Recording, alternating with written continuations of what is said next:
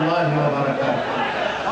الحمد لله رب العالمين والصلاة والسلام على رسوله الكريم وعلى آله وصحبه أجمعين. ভাই আপনারা জানেন নামাজ হচ্ছে ইসলামের 2 নম্বর রুকন, 2 নম্বর খুঁটি। খুঁটি না থাকলে যেমন ঘর থাকে না, ইসলামে মুসলিমের যদি নামাজ না থাকে তার ইসলাম থাকে না।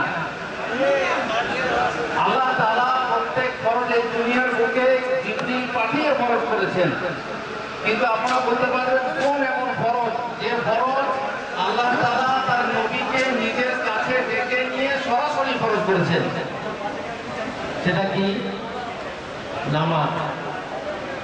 নামাজ এমন ফরজ যদি কেউ পালন না করে তাহলে সে কাফের। রাসূলুল্লাহ সাল্লাল্লাহু আলাইহি ওয়াসাল্লাম হাদিসে বলেছেন যে আল-আহদুল্লাযী বাইনানা ওয়া বাইনাহুম আস-সালাহ, আমাদের ওদের মাঝে যে চুক্তি আছে তা হচ্ছে সালাত, নামাজ। সুতরাং যে নামাজ ত্যাগ করবে সে কাফের হয়ে যাবে।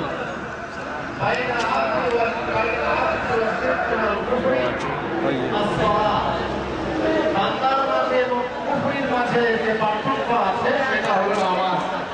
সুতরাং সেই অন্তরায় দূর হয়ে গেলে সে কাফের হয়ে যাবে। নামাজ না পড়ার শাস্তি আপনারা জানেন। আল্লাহ তাআলা কোরআনে বলেছেন ফাওয়াইলুল লিল মুসাল্লিন আল্লাযীনা হুম আন সালাতিহিম সাহুন। ওয়াইল হচ্ছে মুসল্লিদের জন্য, যারা নামাজি তাদের জন্য। কোন নামাজি? আল্লাযীনা হুম আন সালাতিহিম সাহুন, যারা নিজেদের নামাজ সম্বন্ধে উদাসীন। নামাজ পড়ে কিন্তু নামাজ সম্পর্কে উদাসীন, নামাজের সময় পার করে পড়ে, নামাজের সময় খেয়াল রাখে না। তাহলে নামাজি হয়ে যদি ওয়াইল যেতে হয়, ওয়াইল হচ্ছে জাহান্নামের এক ওয়াদি, উপত্যকা। নামাজ পড়েও যদি জাহান্নামে যেতে হয়, ওয়াইলে যেতে হয়, তাহলে নামাজ না পড়লে কি অবস্থা হবে? আল্লাহ তাআলা সূরা মারিয়ামে বলছেন فخلف من بعدهم خلف أضاعوا الصلاة واتبعوا الشهوات فسوف يلقون غيا।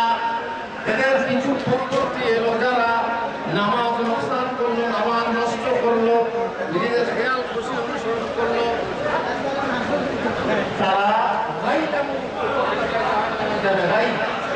জাহান্নামের উপত্যকা।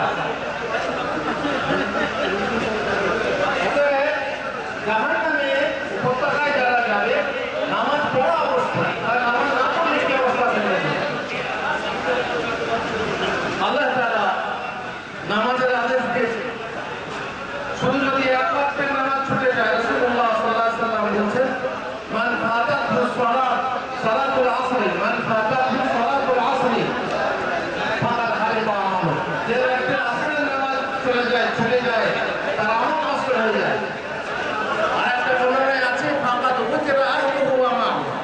যে ব্যক্তির আসরের নামাজ ছুটে যায় তার পরিবার পরিজন লুণ্ঠন হয়ে যায়।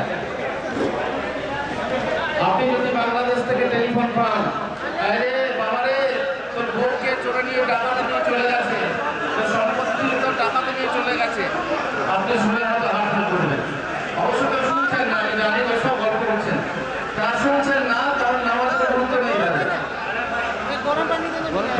যদি বাংলাদেশ থেকে টেলিফোন আসে জ্ঞান হারিয়ে যাবে, জ্ঞান হারা হয়ে যাবে।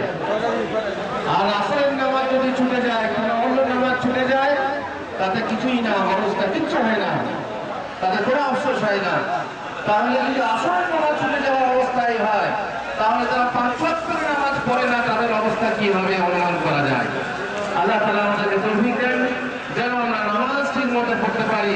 নামাজ না থাকলে ঈমান থাকবে না, ইসলাম থাকবে না। আর নামাজ না থাকলে রোজা হজ কিচ্ছু কবুল হবে না। আল্লাহ তাআলা আমাদেরকে বাঁচান। এই মাস রমজান মাস, নিকৃষ্ট সেই জাতি, যে জাতি, যে মানুষ রমজান ছাড়া আল্লাহকে চেনে না, কেবল রমজান মাস এলে রোজা রাখে, নামাজ পড়ে। অবশ্যই এমনও আছে যে নামাজ পড়ে না কিন্তু রোজা রেখেছে, এমনও আছে যে রোজা রাখে ইফতারি করতে আসছে। তাদের শাস্তি ইনশাআল্লাহ পরকালে আল্লাহ তাআলা তৌফিক দেন। ওয়া সাল্লাল্লাহু আলা মুহাম্মাদ ওয়া আলা আলিহি ওয়া সাহবিহি আজমাইন।